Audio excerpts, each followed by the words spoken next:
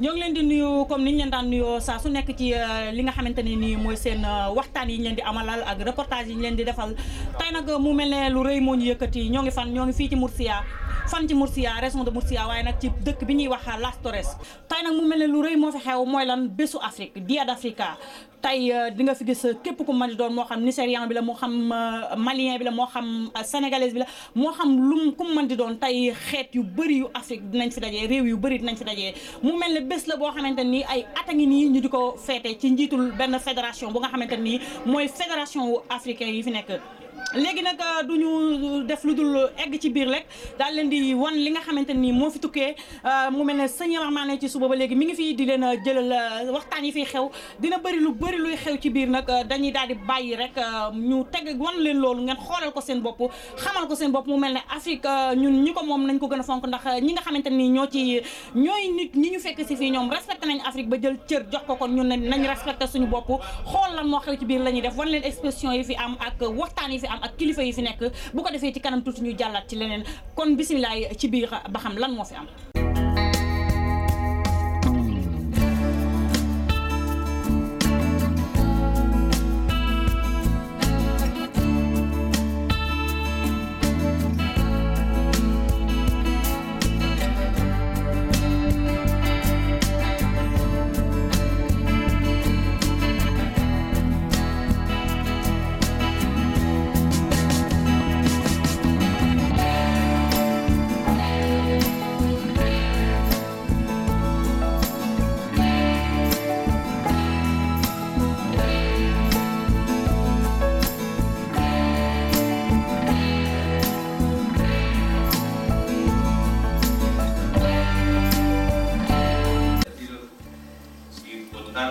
Un poco la idea que siempre intento transmitir de lo que sois los inmigrantes para las Torres de Cotillas.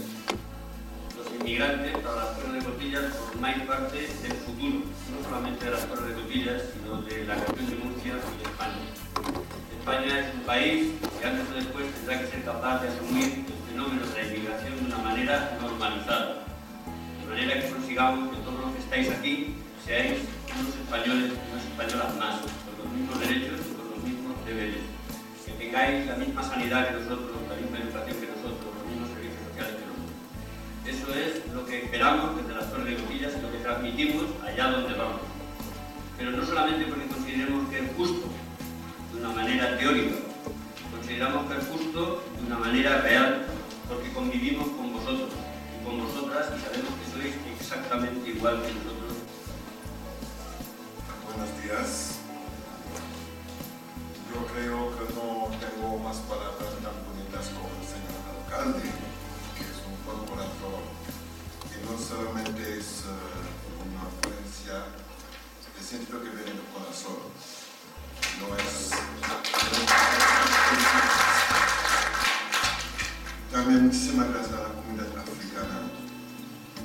de un país que el presidente mismo actual, el presidente Macky Sall, que es el presidente de Nepal,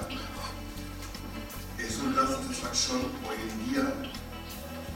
ver en un sitio en Europa, en España, dar las buenas prácticas de cultura santa al panafricanismo. Porque solamente con el panafricanismo que vamos a construir una otra sociedad de Europa, como ha dicho el señor alcalde. No se habla de una sociedad intercultural, pero multicultural. Si tenemos hispanos americanos, que tienen un peso político muy grande en los Estados Unidos, el día llegará que vamos a tener hispanos negros. Tenemos nietos, hijos, hijas, que van a sentir españoles. Le thème qu'on a choisi, Mandela. C'est un grand africain. Mais on peut dire que c'est un homme. On peut dire que c'est un homme mondial. Parce que malgré toutes les difficultés qu'il a vécues, il s'est battu. Il a prôné pour la tolérance, l'union et puis le développement de son pays. Il a prôné pour le pardon. Donc les Africains et puis le monde entier doivent pas le prendre comme modèle. Comme on est là ce matin pour fêter cette journée, c'est un plaisir pour l'ambassade du Mali d'être présent à cette cérémonie. On peut dire que félicitations aux organisateurs et leur dire de suivre le pas que Nelson Mandela a tracé pour nous.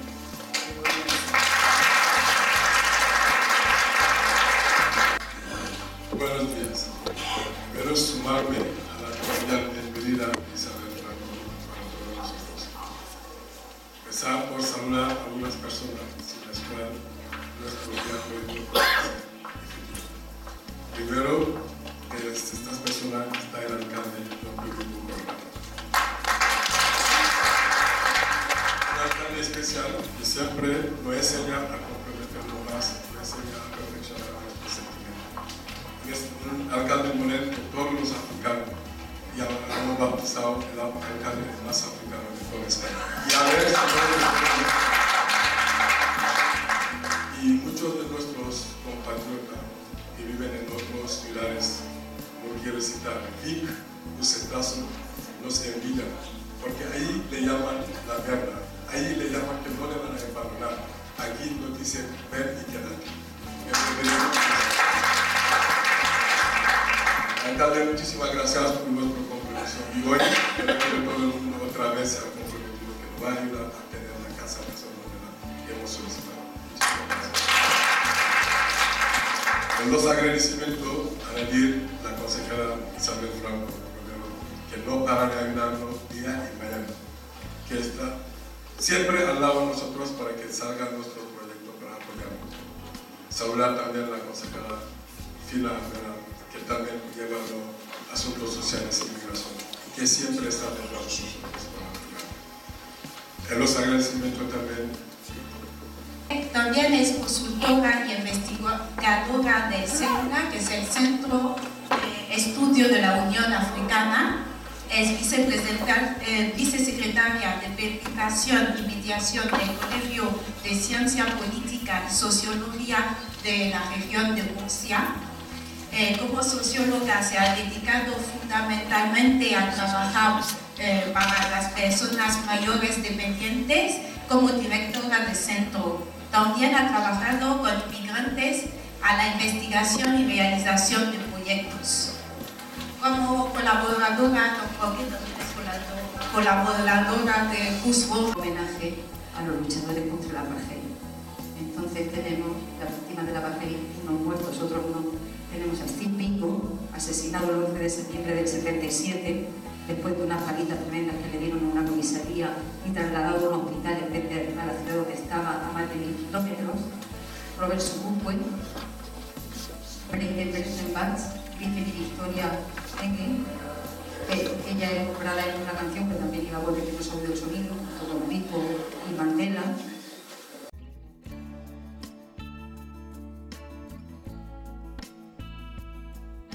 Monsieur le consul général, mon consul maa ngi lay nuyu. maa lay fay ma. Mon consul tey lan mooy say tànk tey fii ci Murcia. Bon, man de tànku jàmm la comme man dama jàpp ne àddina bu ñu demee ba ñu koy nommu tànk te gënoo kenn si Sénégal war nga fàttaliku nit ñi ñoo tax nga nekk fii.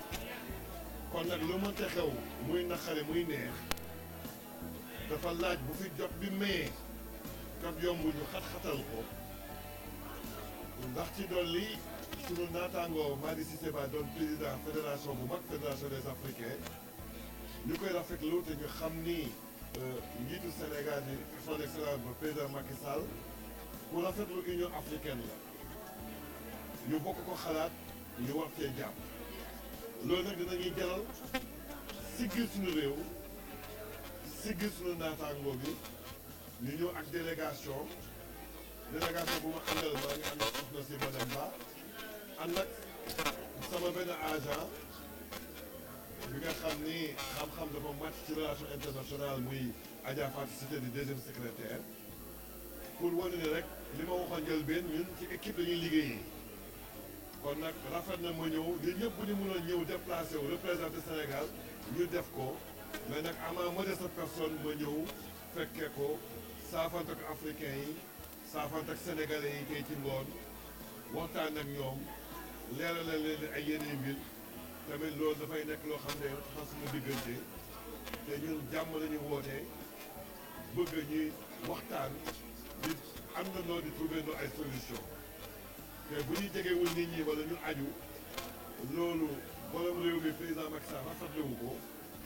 te dafa ñu laaj te daanaka sax suñu xalaat la daf ñoo ñaan toujours ñuy jege askan wi. monsieur consul nag du mën a gis te am na loo xam ne mu nga ruumanaat dugg ci biir askan wi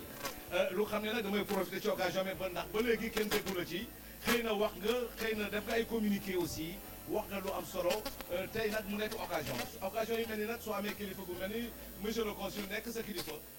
nga yore micro yaakaar ni ñi seetaan ñëpp ñu ngi xalaat wax jooju ndax yamar na ko laaj wala déet mais monsieur le consul coow li amoon lan la. man coow. mais amoon na benn coow ñuy wax ni gouvernement Sénégal xaw ma signé na ay accord ak waa Espagne jëmale ko affaire yi daal jaxasoo woon na ci boppu Sénégalais yi. waaw man xamoon naa ne laaj boobu dañ ma ko laaj loolu moo tax bi may ñëw dama gànnaayoo convention bi parce que tey dinaa dajeeg Sénégalais yi mën leen ko expliquer boo xoolee ci nataal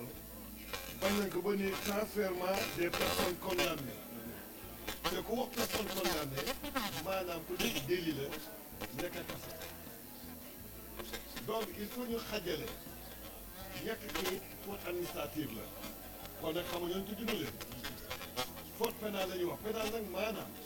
mooy koo xam ne dafa nekk mandat dépôt sax bokku ci ki nga xam ne da nga def naka si lu dooroon boo ko defoon Sénégal wala nga def ko Mali yoon ba taxaw ñu may la bu fekkee ne bëggagoo ko article 5 baa ngi nii duñ ko nëbb bu fekkee ne bëggagoo ko yow yaa koy laaj nga ne man kat su ma sañoon man dem ko doon xëy na sama yaay gis na ma kii am na Sénégal yi fi nekk kaso yoo xam ni ci problème mu feebar ak napp mosoon nañ ma laaj sax ñu dem Sénégal am na ku ci loolu amul am na Sénégal yi li may wax yàlla rek a tax may wax ñu ngi demandé def loolu ngay gis noonu affaire ku nekk kaso dong la loolu bu doon Espagne bu doon rapporté 600 personnes dañu dem milliards yi 600 personnes ñu foofu ci biir centre d'internement bi def arrêté ba ñuy tey déclaré na ko le opposition sénégalais ah du dañ ne woon le 29 tey la lan tey la 31 ana avion ba déet dañ leen war a laaj avion bi anam. waaw mais mon consul am na ci. léegi loolu damay laaj ndax gis nañu avion wala gis nañu avion donc am na loo xam ni damay ñaax nit ñi boo yee ci biir ay yaay ay maam ay papa yu nekk Sénégal seen doom yi nekk fii nga tere leen nelaw ci loo xam ni wekkoo ko fenn loolu àq bu rëy la nit balaa mooy jàllale information na ñëw wax ak consulat bi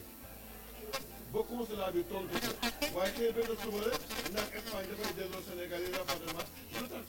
Espagne mooy seul pays actuellement bu permettre irrégulier nekk fi ñetti at am contrat am kayit ndax ñooñu xalaat na ngay jël ay milliers de personnes di leen yóbbu ci avion man de gisaguma ko te bis bu ma ko yëgee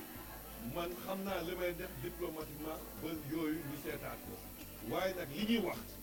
ku nekk biir kaso ñu tëj la plus de 6 mois nga demandé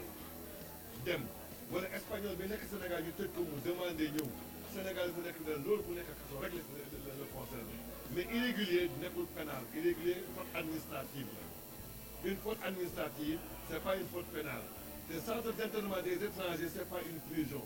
benn péage la bu nit ñi di xool ndax war nañ la bàyyi wala duñ la bàyyi ndax di nga dem wala duñ dem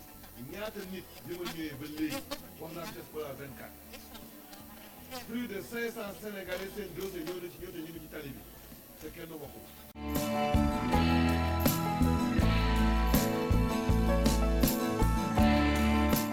Dit le président de l'association des associations africaines au niveau d'Espagne di Madi Cisseba Madi tey lan mooy sa sentiment ci bés bi tey. Jamar jërëjëf kontaan rek mooy suma sentiment xam nga dafa nekk le 25 mai ONU daf ko institué c'est-à-dire ONU daf ko jagleel OUA ne le 25 mai fu mu jotee dañ ko def Dia de l'Afrique maanaam journée de l'Afrique pour fêter l'Afrique pour commémorer maanaam OUA bés bu mu soso loolu mu ngi nekk 25 mai 1963 ñu dem ba 2002 le 9 juin ñu def ko Union africaine ñun fii ci diaspora bi dañu am habitude di célébrer Dia de l'Afrique bi maanaam la journée africaine ça fait 8 ans qu'on célèbre ça à Murcia dafa boole association yi nga xamante ne les africains yëpp di nekk ci Murcia ñoo daje former une fédération pour màggal bés boobu. donc association boo ci gis mi ngi fexe def ay cours de formation espagnol c'est-à-dire ñi doog a ñëw ñu jàngal leen espagnol ñi nga xamante ne mosuñu laal machine wala yooyu ñu jàngal leen ay outils informatique booy yu ci bëri yoo xam ne xamuñu woon ñu utiliser ordinateur ñu ñëwee fi yàlla def na ne association war na leen ñu koy defee ba ñu jàngal leen ci ay cours wala koo si gis mën na dugg di def di wër li muy wër ci biir internet bi aussi yaakaar nañ ne am na lu ci association yi def dinañ jàngale espagnol dinañ jàngale informatique yaakaar naa ne association yi ñu ngi def ay jéem. kontaan nañ trop ci ñëwu consul bi parce que lii lañ bëggoon di am ay autorités yoo xam ne ñun africain bu ñu leen soxla woo leen ñu ñëw moo gën nga nekk autorité boo xam ne tubaab bi rek ngay wuy ji loolu du ñu neex mais heureusement que ñun ñuy wuy si sant nañ si bon loolu yàgg na nag tradition la en Espagne parce que fii ci dëkk bi andi nañ fi Alassane Cissé consul général jàmm ñëwu fi mais Assane Ndoye jot na fi ñëw tey ñu ngi andi aussi Mokhtar Benalba vraiment kontaan nañ si relation bi ñu am ñun ak le consulat yàlla jëm kanam ba nga xamante ne ñu leen woo ñu ñëw jàpp ci nit ñi gis ko autorité yi gis nañ ñun suñuy kilifa ñun suñu ginnaaw loolu daf ñu dooleel. kon nag mu nekk lu am solo comme ni ñu ko déggee rek tey c'est la journée de l'Afrique rawatina tey ñi xam ne tey ñu ngi fii au niveau d'Espagne du ñu def rek lu wéyal waxtaan bi incha allah rabi comme c'est une journée de l'Afrique c'est pas seulement le wolof c'est pas seulement le français mais il y aura des Sénégalais des Africains qui vont intervenir di làkk leen ci kàllaama bi xam ne ñu dégg ñu mën ko tas ba askan wi mën cee jëriñoo kon nag monsieur Ba ñu ngi lay gërëm di la sant vraiment en te disant très bonne journée africaine.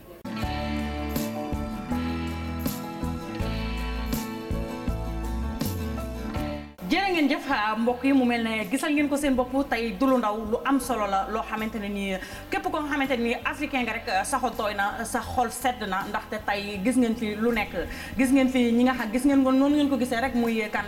di président fédération bi nga xamante ni ay at yi yëpp ñoom ñoo koy doxal ak ci seen xarañ ak seen mën-mën mu mel ne tamit gis nañ fi ki nga xamante ni mooy suñu consul général tamit mu mel ne gis ngeen kàddu yi mu dénk Sëñ Yamar Mané li ciy am nag ak li ci di solution mi ngi ci suñ kanam dinañ ci xam dara léegi kon damay daal di jàll ci beneen fànn rek ak yeneen i waxtaan waaye nag fi ma nekk nii moom mooy exposition bi nag sama yaram a ngi ciy daw nga tegal leen affaire africain yi sama bakkan yi maa ngi nii daal nooyi di ma të tubaab yi nee nañ liy ëwle moo leen jaaxal lan la léegi nag ñoo ko gisandoo du ma def nag moom du ma mën a wax li fi nekk lan la gis naa caq gis naa jaaro waa nee na daal yi ñaata lay jar loolu lay laajte gis naa mbuus lii yëpp ay digéje la lii soxna si moom Dubaay lay jógee waaw Dubaay waaw ay coppet ne ko ci pays waaw yii yëpp di affaire de Africa ñoo ko gisandoo mu mel ne xet ya daan xeeñ Afrique daal moo may xeeñ fii man namatuma Sénégal ci odors loolu daal moo fi nekk ñoom njaxasaane léegi nag duma sori damay daal di nuyoo sama mbokk bi ma taxawal laaj ko lan mooy seen taxawaay ñoom ci bés bi ak lan moo waral exposition bi soxna si maa ngi lay ziar. waaw ñoo ngi lay fay ginnaaw auzu billaahi mina sheytaani rajiim bismillaahi rahmaani rahiim ginnaaw ba ñu sant yàlla julli ci Yonent bi sallallaahu alayhi wa sallam sant suñu ñaari waajur tey moom dañoo ñëw fii rek ngir bàggal bis bi nga xam ne africain yi ñoo ko moom ndax ñun der bu ñuul daf ñu soxal suñu der bi moom duñ ko changé ak leneen ndax dañ koo bëgg kon tey bu Dia Africa bu koy Espagne de célébrer kon ñun war nañoo ñëw taxawaay war na suñu taxawaay ci Dia moo tax tey mooy ñëw indi affaire Afrique yi gis nga caq yi nii Sénégal lay jógee ñoo koy nas ak loxo yi gis nga te tubaab bi xam nga moom lu ñuy defar ak loxo rek la ñu bëgg gis nga lii ay porte clé la Sénégal lay jógee gis nga ko yii nag moom mooy jaaro yi nga xam ne comme nii ma def rek nekk pël solu pël rek xam nga def ko bu tukuloo bi rek waaw gis nga mi ngi noonu cuub yi xam nga cosaan la waaw gis nga yi tamit caq la yi moom kenn du la ko wax ñëpp xam nañ ko ñëpp xam nañ li muy jariñ yii nag moom gis nga bàyyi nga wax tudd bokk yi yii nag moom xam nga rek mooy kurus guddi yi waaw kurus yi nga xam ne moom la ñuy wër di guddi yooyu moom xam nga yii nag moom mooy daal yi nga xam ne uude yi Sénégal yi ñoo koy defar ak loxo xam nga ne lii moom macha allah dafa rafet ba day jékk te tubaab bi dañ ko bëgg waaw kon nag ginnaaw loolu cuuraay yaa ngi nii dara manqué fi daal ñun daal namuñu dara waaw ñoo ngi nii daal ndax fi mu ne nii ko wàcc sa ànd boo dem fekk borom la ca ndongu kon nag dañ naan ndongu suñu ànd te kenn duñu puus loolu daal lañ amoon lu ñuy wax gis nga uppukaay yi Sénégal ñoo koy ràbb ak ay loxo Sénégal daal mi ngi noonu macha allah lépp daal li fi nekk Sénégal lay jóge ginnaaw gis nga yii xam nga village artisanat ñoo koy defar Sénégal lay jóge defar ba mu baax moom daal ñoo ngi nii daal Sénégal daal moo ñu tax a jóg waaw loolu daal laa amoon ci li may wax loolu am na solo loolu am na solo mu mel ne fi moom li fi nekk lépp Afrique dëggantaan jaay la rek comme ni ñu koy waxee Afrique dëggantaan jaay lii xëy neex na affaire yi rafet na te tubaab yi tamit noonu lañ ko bëggee noonu lañ ko bëggee moom mu mel ne dañ koy wër fu nekk maa la ko wax cuuraay beeg parfum yëpp lu tubaab yi di jënd maa la ko wax léegi dañuy taal maa la ko wax ma bëgg rek li xeeñ ne gisoo ñuy jaar takk jaara tukulóor yi mi ngi noonu gis nga ko laajte daal rek waaw kon bagage yi kon ñu ngi koy utiliser comme ñu ngi koy jënd waaw ñu ngi koy jënd waaw tubaab ñu ngi koy jënd nit ñu ñuul ñu ngi koy jënd waaw koy jënd waaw kon boo amoon looy wax tay ci bés bi lan lay doon ah xanaa sant yàlla rek kontaan ndaxte bu ñu demee ba tubaab yi tey ne dañuy màggal deru nit ku ñuul kon mbégte la ci ñun di sant rek di gërëm ñi fi ñëw ñëpp nag fi mu ne nii benn xeet manqué wul du malien du nigérien du gambien moom daal xeet yëpp a ngi fi sénégalais yi tamit ñi ngi fi ñëpp a ngi fi xanaa di daal ñaan ñu dolli góorgóorlu xam liñ fi indi waaw ndaxte ñëw nu fi pour foo ñu fi ngir caaxaan dañoo ñëw ngir daan suñu doole ngir dem defar suñu dëkk loolu daal moo ñu fi indi loolu daal laay dénku ñëpp daal jigéen ñi fi nekk ñëpp daal nii lañ def takku liggéey ànd bokk ndey ak baay daal loolu daal laa amoon li may wax waaw jërëjëf nga fàttali ñu tur bi waaw man maa ngi tudd Fatou Sow waaw Fatou Sow laa tudd mu mel ne ni mu ko waxee rek tey moom gis nañ fi xeet yëpp malien baa ngi fi nigérien baa ngi fi canadien lépp a ngi fi tey moom wax dëgg yàlla dund nañ Afrique en 100% tamit xol yu bëri sedd nañ parce que tamit waxtaan yi am na solo am na ay njariñ yu bëri yu fi génnee xëy na du lu nga xamante ni léegi lay mën a feeñ mais ci kanam buñu demee ba ci kanam dinañ xam exactement lan mooy li nga xamante ni moo waraloon journée wu tey bi mu mel ne tamit ci biir loolu la ñuy potoxloo jàll ne xamal africain bu nekk que ne fu mu mën di nekk dafa war a joxe bon exemplaire ndaxte kat tey ndam la tubaab yi si seen bopp toog tànnal seen bopp bés ne bés bi dañ ko jagleel lan africain yi kon africain yi bu mu mën di doon rek war naa bàyyi xel fi mu nekk du ma wax sax Sénégal kese mais africain yëpp war naa bàyyi xel fi mu nekk nga xamante ne ni day xam li ko yëkkati ak li ko taxoon a jóg ba bu mu fi jëlee lu nga xamante ne ni taxu ko woon a jóg bàyyi fi li mu fi indaale woon.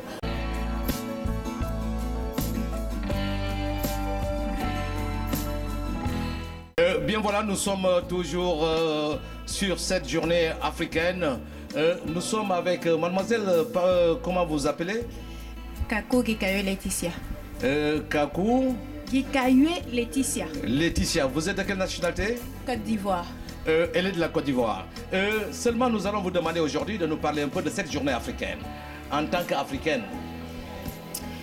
Pour moi, c'est une fierté d'avoir une journée dédiée à l'Afrique en Espagne et qu'en plus on puisse se réunir tous les pays africains, Sénégal, Mali, Côte d'Ivoire et autres, et pouvoir montrer avec orgueil ce que c'est que l'Afrique en réalité. Que l'Afrique n'est pas seulement la faim, la guerre, l'Afrique c'est la joie, l'Afrique c'est l'éducation, l'Afrique c'est la paix, l'Afrique c'est l'intelligence. Moi je suis avocate par exemple ici. Et donc, c'est le fait de montrer cet orgueil africain qui fait que ce genre de journée nous valorise les Africains. Donc, j'ai eu la chance d'être avec une avocate, c'est extraordinaire. Franchement, félicitations. Mais toi, en tant qu'Africaine aujourd'hui, si nous te posons la question de savoir un peu le comportement des Africains en Europe en général et en Espagne en particulier, en tant qu'avocat, quelle est ta vision, quel est ton sentiment par rapport à tout ce qui se passe avec la police, avec, disons, il y a beaucoup de choses qui se passent en Europe? Oui, parler des problèmes africains, parce qu'en fait, tout n'est pas rose quand même. Non. Parler des problèmes africains en Europe dépendent. Par exemple, en France, les francophones ont moins de problèmes parce qu'on est colonie française. Donc, on est plus intégré en France. En Espagne, selon mon point de vue, il y a un problème d'ignorance. Que l'espagnol n'est pas habitué à l'africain. Donc, on a beaucoup d'incompréhension. Plus que d'actes racistes, c'est plus l'incompréhension, l'ignorance de la population espagnole. Ce qui se passe avec la police, c'est lamentable.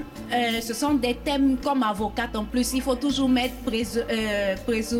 la présomption. Oui. Voilà, parce qu'on ne peut pas dire ce qui s'est passé exactement avec la police. Mais c'est vraiment dommage qu'on entende que la police a cogné un Africain, que la police a frappé une personne. Si ces actes sont vrais, c'est lamentable.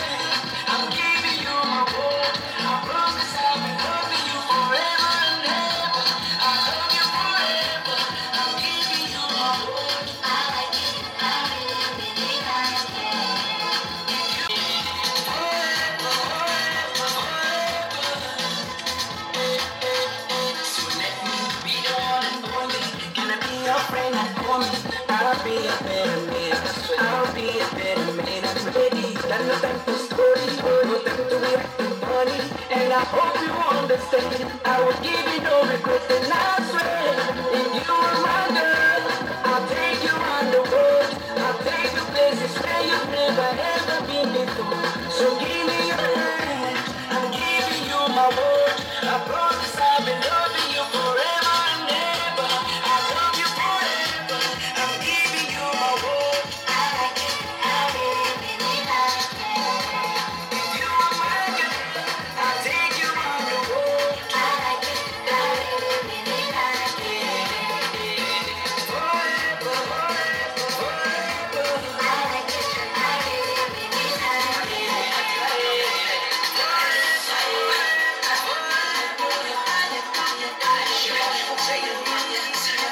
Bien, voilà, chers amis, comme vous le savez, aujourd'hui, nous sommes là aujourd'hui pour la fête de l'Afrique, Dia Africa. Aujourd'hui, ici en Espagne. Je suis avec un ami africain. Bon, d'abord, je me présente, je suis Jacques Sidibé, le président des Ivoiriens de la région de Murcia, vice-président de la Fédération des Africains de la région de Murcia. Vous savez, nous les immigrés, lorsque nous sommes ici en Espagne,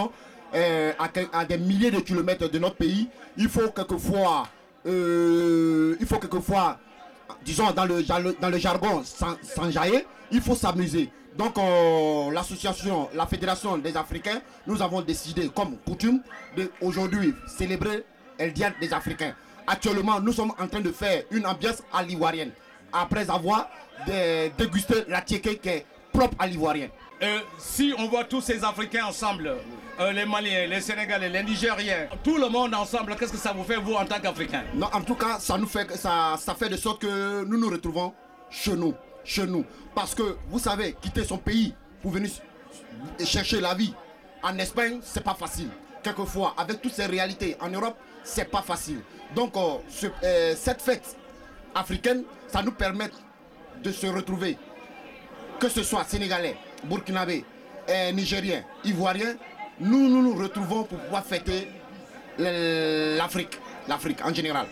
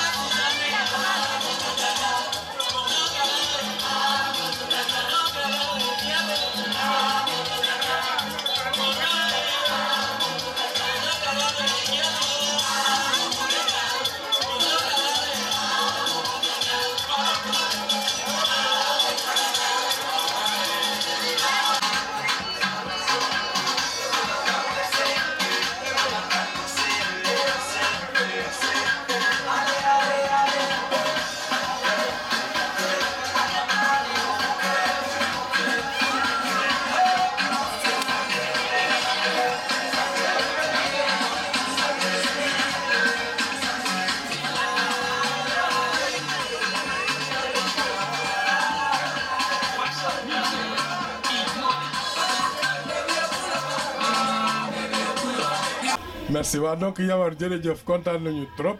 vraiment kontaan nañu ci seen ñëw bi yéen waa Télé Diaspora pour visibiliser davantage li ñu nekk di def fii ci Murcia ñu ngi boole fukki association africaine ñu ànd ñoom ñëpp joxante loxo pour liggéey pour wane Afrique li Afrique am ci caada li Afrique am ci col li Afrique am ci couleur li Afrique am ci ñam xeetu ñam yëpp togg nañ ko fi togg nañ fi aceke togg nañ fi ceeb donc vraiment ñu ngi sant suñu jigéen ñi nga xam ne sonn nañu lool ci waañ bi yàlla na yàlla fay xale yi tamit génn nañu ensemble xale Nigéria xale Sénégal xale Mali ñëpp ànd bokk di foo di reetaan ba nga xamante ne vraiment yàlla li ñuy ci wët yëpp ñu am ko mooy wane Afrique dooleel Afrique doomu Afrique fexe ba xam ne immigrante dina am gëddam am dooleem fii ci biir Espagne loolu rek mooy suñu tànk alors consul aussi li mu ñëw fekkee suñu jotaay bi neex nañu loolu ñu ngi ciy kontaan ñu ngi ko ciy gërëm parce que neewaa la sànq nga xew la say autorité ci boppam njëkk fa ça fait plaisir ñu nag suñu ay nawle africains ñoo fi nekk donc ñoom aussi bu ñu àndee seen i ay consul ñu ñëw ñu suñu consul ñëw wuy si ñu dañ siy bëgg suñuy tubaab yi nga xam ne ñoom lañ nekkal muy maire dëkk bi muy président de la communauté autonome muy directeur de l'immigration directeur de l'extranjería ñooñu ñëpp bu ñu ñëwee aussi gis ne yow sa autorité ñëw na toog sa wet jàppale la dañuy am gën a am yëg-yëg ci yow xam ne yow kat yëg nañ la sa dëkk xam ne yow aussi say autorité faale nañ la ba soo leen waxee ñu mën la dégg boo leen laajee ñu mën la jox donc loolu lañ laal dañu am comme mbégte ne daal tey journée bi liggéey na ko taw bi sax moo xaw a yàq moo tax làmb ju mag yi ñu waroon tëgg jotuñu ko tëgg mais beneen yoon incha allah dina amaat làmb ju mag fii ci Murcia jërëjëf Yama merci.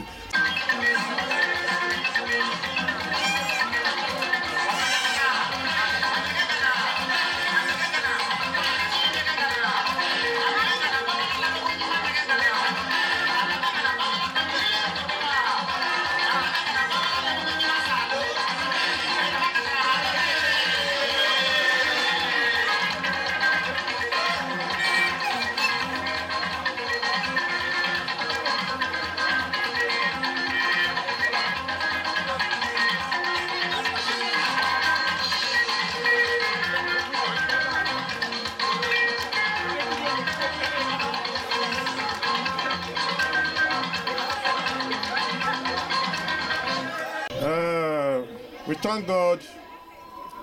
for today being the day of the Africa. Although there was rain, but God knows why the rain came. The Dia de Africa was successful. All the African countries, let me start by mentioning Nigeria, Ghana, Sierra Leone, Senegal, Mali, Gambia, and others. We all participated. It was very colorful. We tried to exhibit the cultural integrations here in Spain. We are growing from strength to strength. This is our third celebration. The second celebration, which was done last year in the University of Murcia, was successful as well. But this last one was very, very successful. A lot of people came from everywhere, all part of Spain, to celebrate this occasion. We hope to prepare for next year, which is 2015, with everything we have and with the help of God. We believe in growing to unite Africa. The purpose is to unite Africa. All African countries that are resident in Spain, particularly here in Murcia. We want to unite everybody so that with unity we can forge ahead. All this has been the purpose of creating the Federation of Africa Unity. The Federation of Africa Unity was born, say, about 5 years ago. It was done by different presidents from different countries. But today we are proud and we are happy that we have been able to unite ourselves, and we believe with the help of God we will continue to grow from strength to strength. Thank you very much.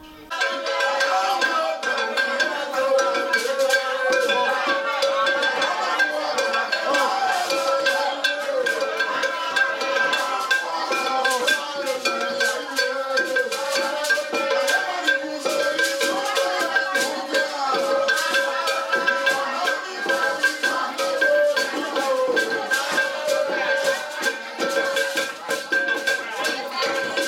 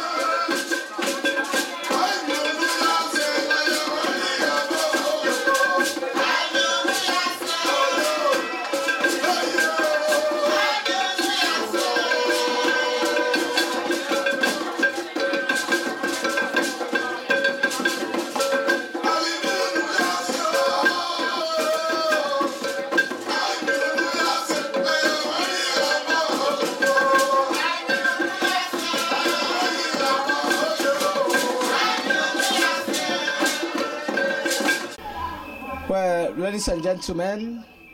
my name is Emeka Siyo Anoma, the Vice President of the African Community in the region of Murcia. The African Day celebration here in the region of Murcia is an event that we celebrate on 25th of May every year. But due to circumstances beyond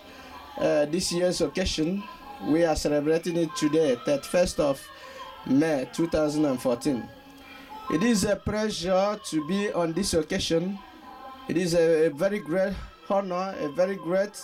event that we are seeing today, as we can witness the presence of many of the government delegates from this community, from outside community, our foreign embassies here in the Kingdom of Spain, and as well the international musician Aminata Traoré. It is a great opportunity for me to tell you that the African community in Murcia are in good terms and we are moving forward. So I therefore encourage every Africans to always emulate this great example that we are showing here in the kingdom and the region of Murcia. So thank you so much as you continue to celebrate with all the Africans in Spain, more especially in the region of Murcia. 25th of May every year, Day International for Africans in the whole world. Thank you so much and God bless you all. En primer lugar, agradecimiento a todos los participantes de la Día de África y principalmente agradecimiento señor alcalde de Las Flores de Cotilla. Y después, en segundo lugar, agradecimiento a la presidenta de la Asociación Africana. Entonces, mi lugar, agradecimiento a todos los participantes que la apoyar la Asociación Africana para hacer la Día de África. Bon, mena foli ke bamananga na mbalma malien be befo malien fen bora ki sembo akonokro ka se Dia d'Africa la be befo ka be walimando premier o yanga consulat mi bora Madrid kana nanga ambassadeur abla kana me foli la sama natara ka foli fo ambassadeur ko vraiment anya ka bonye no temina ka boy vraiment be benyel ka fo no association de benyel. Vraiment, oui, en demain, Dia d'Africa, mais faut la souma. Bon, malien fin be Murcia, mi sera mi se masea, mais be fo ka be walimando. Ala ka samreta kan kene yala, nala sona samreta, amo préparer ka temeninga. Ode tu mene fo kala saubwema. Merci.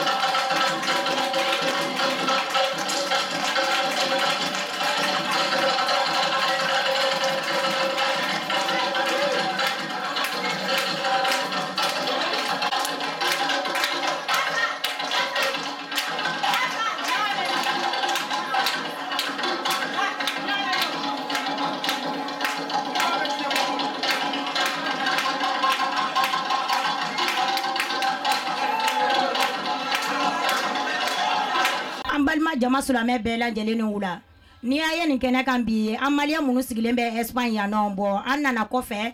ni an kofe la jarana ambe fara nyon ka ke kuluye no ye association ye bo africain Dia de Africa anano fieste o fetike bi ambe Murcia bi ambe ambalima jama Sulame bela jelen fo munu yo sembo konogoro kana ambe bela jelen fo ambe president fo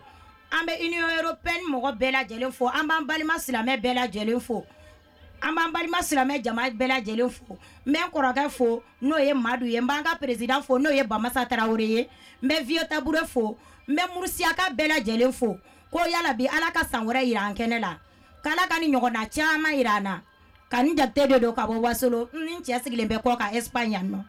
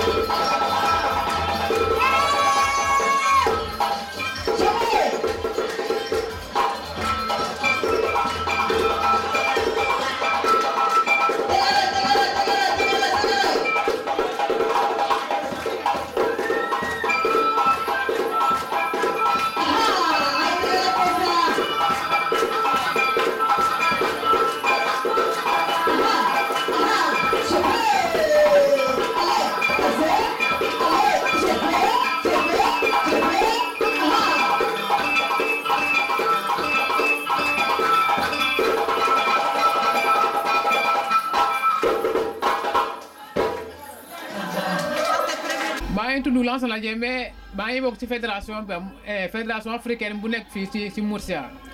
activité objectif fédération bi mooy pour association yëpp yi nekk ci région di Murcia pour ñu fédéré wu nekk benn association mooy représenter Afrique fii ci Murcia quoi pour mu mun a dimbale africain yëpp yu nekk fii ci région di Murcia chaque association lu muy am par exemple di bokk seen doole pour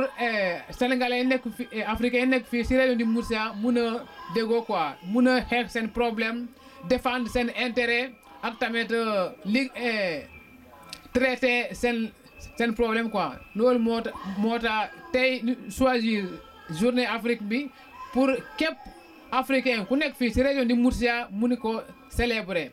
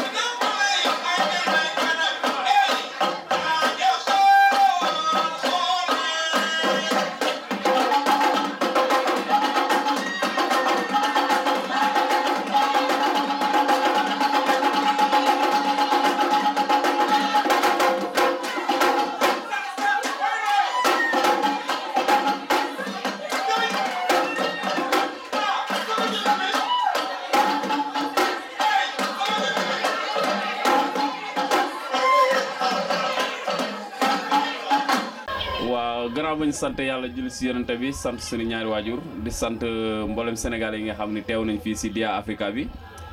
ñun ñëpp ñu àndoo di africain yëpp ñu ànd ko célébrer ko si lu jaar yoon ngeen seetaan yéen ñëpp li fi xew fii nii ak ñi fi teew yëpp gis nañ li fi xew muy lu ñu rafetlu ndax lii mooy doole lii moo ñu doole ndax instant bi jamono teewlu nañ jamono boo xam ni africain yëpp dañoo war a booloo nekkatul Sénégalais yi rek ñoo war a booloo mais africain yi dañoo war a booloo fii si Europe ndax jafe-jafe yi métti na te li ñu si mën a génne mooy ñu booloo ñun ñëpp rek kenn bañ a xeeb kenn bu ko defee yàlla mënuñu suturaal ba lu ñu song daan ko comme ni ko waykat bi waxee rek.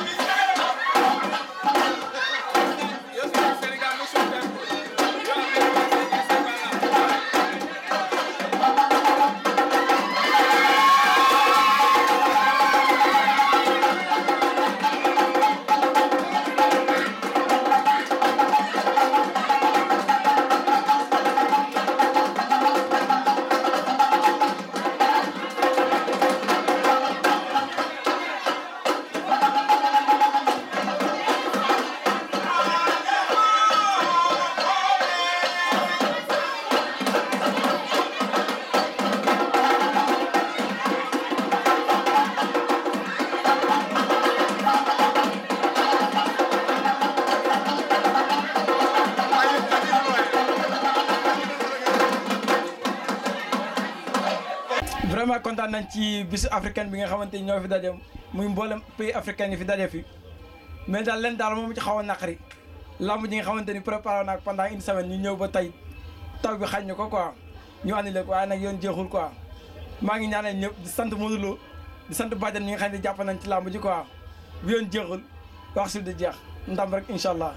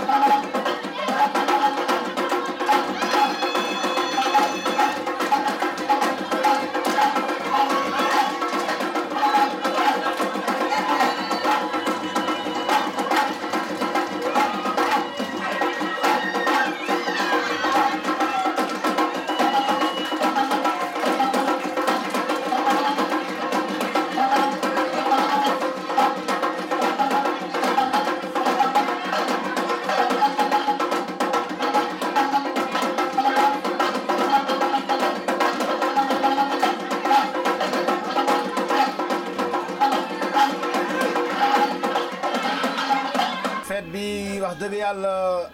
neex na trop mais nag taw bi rek moo wax ñu xaw a saboté tuuti mais nag sant yàlla parce que lu yàlla def moom doomu aadama mënu ci dara quoi mais nag li amoon chance moom mooy kontaan nañu daje nañu ñi nga leen gisantel gise nga ak ñoom nuyoo ak ñoom saafante ak ñoom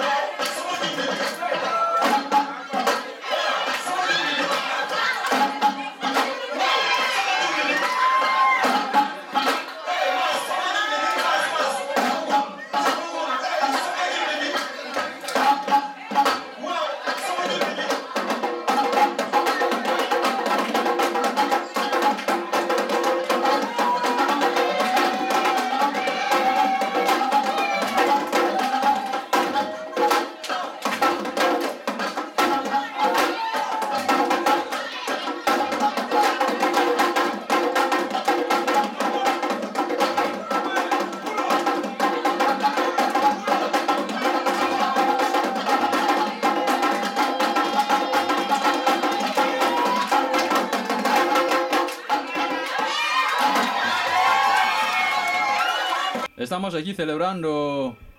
el Día de África. Para nosotros es un día muy importante, porque es el día en el que se crea la Organización para la Unidad Africana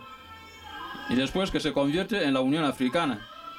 Entonces nosotros queremos que la Unión Africana sea de verdad, una Unión Africana de pueblos,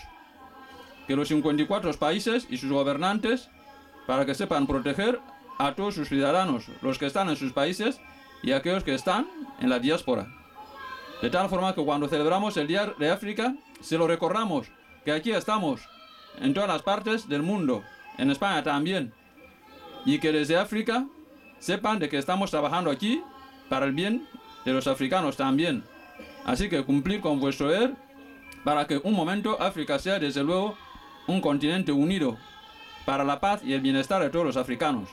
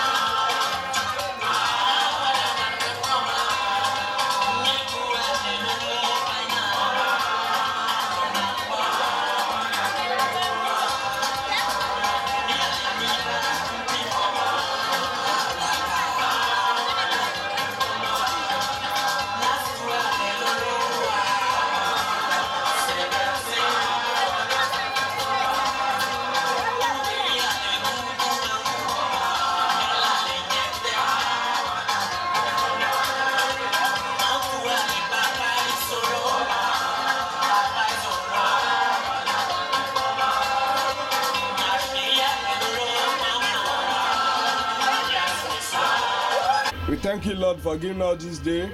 as today is our day, the Day of the Africa. We are using this medium in remembrance of our lost father,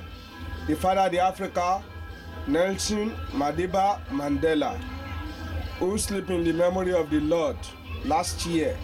But in this Pueblo, they use this, in this Ayuntamiento, or the local government, they use this to name after him. So we are celebrating here for the second time in the memory of Mandela. But may his Lord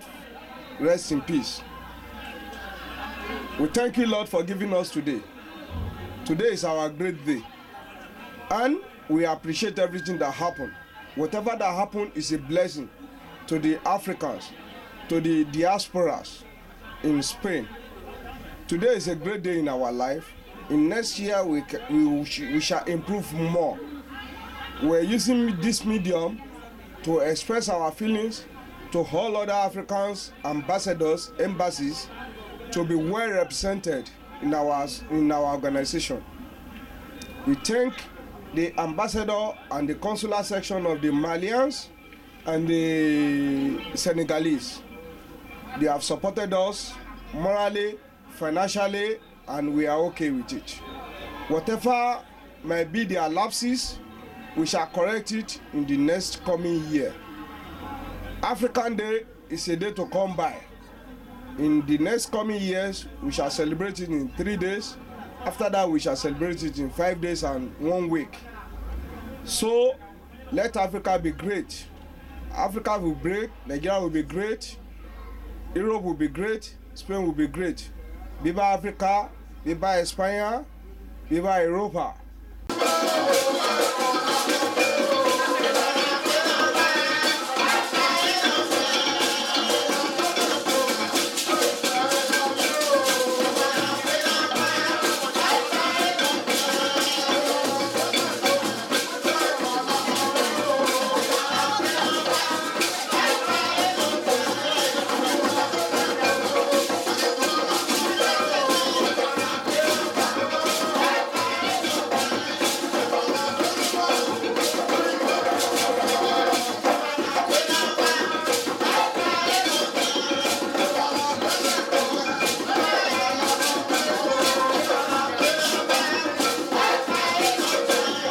Good evening, ladies and gentlemen. Well, I'm very grateful so far with the Dia de Africa we had today. We had some problems with rain initially, but thank God, at least we're still able to achieve 90% of our aims and objectives, which is to promote the African culture in the Kingdom of Spain, especially in the region of Murcia, to be specific. That's different African countries coming together to display their culture, their food, their way of life, so as to get our host, the Spanish people, to get to know us better. Well, it's been a while since we started this celebration, and hopefully we hope to celebrate more of this to come. Well, this is an opportunity for us to tell the world what the Dia de Africa is all about, which I've said earlier on, to propagate, promote the African culture in the region of Spain, so that the Spaniards will get to know us better, and even our children born here will have an opportunity to have an idea of the culture of their parents, and from there on we can have people to hand over to when we retire back home or wherever in the Kingdom of Spain we choose to. So I'm very grateful for this opportunity, and I hope it will not just end here. Thank you very much.